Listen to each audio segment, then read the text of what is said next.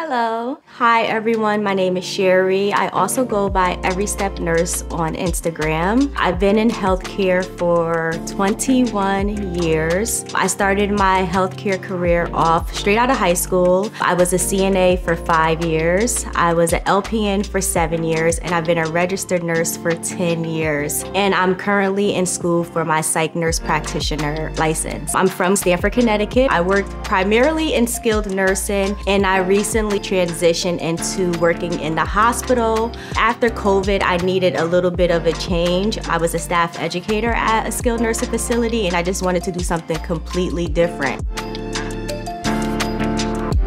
Right now, I am currently a med-surg float nurse, and I float to many different departments in the hospital. Primarily, I work in surgical oncology, but I also work in the ED. I float to psych, which I'm going to school for, telemetry, neuro. As a float nurse, you can float to many different departments. It takes a lot of experience to do a lot of skill, and I'm grateful that I have those skills to do that. I'm familiar with the floors that I am going on and familiar with the people, so I am grateful for that. But you kind of just have to go in there and be ready for the day. You know, you have to organize yourself. As long as you stay organized, your day will go smoothly, no matter where you are. You know, nursing is nursing. You just want to make sure you're providing the best care as possible.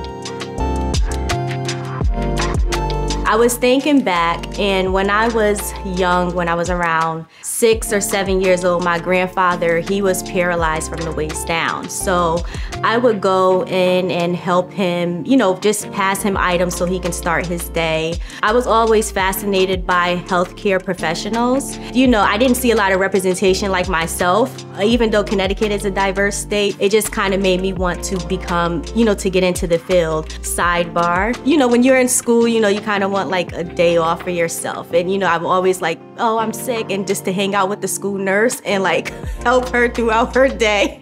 And, you know, now we look at it as a mental health day, but I really was kind of playing hooky to kind of hang out with the school nurse. So, so I was always kind of destined. I like to hear the stories, you know, about the student. You know, some of them were coming in to get medication, so that really intrigued me.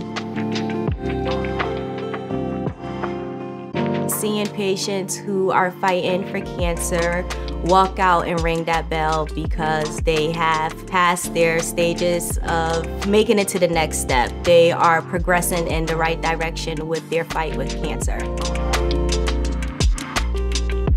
Sometimes I think the nurse to patient ratio can be a little bit better just so patients can receive the proper care that they deserve. Obviously, a shortage of nursing, it's very controversial. I think that, you know, if we want to provide the best care to our patients, everyone in the whole healthcare system has to do their part so the patients can receive the proper care.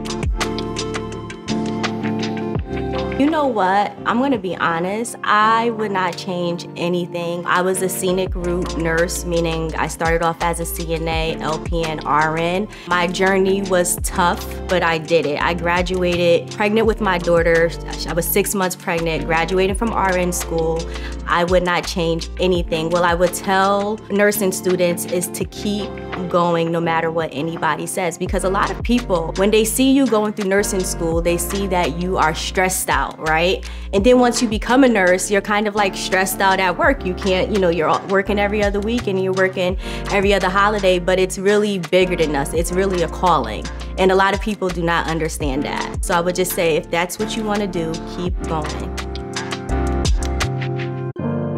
I feel that people who are not in the nursing field do not know what we face every single day. We're dealing with family members who can become upset because they're not realizing, you know, what's going on. We're faced with violence sometimes, so we're faced with a lot, and it's a high stress job, and we try to cope and provide the best care as possible. So I just think people who are not in nursing, they do not realize what we face on a day-to-day basis. I like to take vacation. I'll definitely use my PTO. There was a time before where you kind of felt guilty. Since the pandemic, we all realized that we need to really take time for ourselves. We have to make time for our family and a lot of self-care, whatever that may be for you, whether it's getting your nails done, getting your hair done. We're in scrubs all day, we're sweaty, we want to look pretty sometimes, you know, so whatever makes you feel great, that is what you need to do. If you need to take a mental health day, take that day and do not feel guilty about it. I received a note, and I think I have it posted on my Instagram, where a patient who could not speak because he had a tracheostomy wrote on a brown paper towel, "Thank you for everything, even though I can't verbally say, but I just want to say thank you." And I have that on my Instagram, and I like cried. It was like the sweetest thing, because he no longer can speak at that time, but he still wanted to show his appreciation, and he did it on a brown paper napkin, the ones that come out of, like, you know, the bathroom. So is this your passion? Why do you want to become a nurse? Nursing has been glamorized a little bit. You know, nurses make money, but do you really care? And you want to make sure that they have that compassion first before they get into something, especially when, you know, you have somebody's lives in your hand. Listen, I was so shocked. First of all, I wanted to know, well, how many people entered this contest? Was it like 1,000 or 200? I don't know, but I was excited. I was shocked, and I'm just so happy to be a part of this. Really, I am.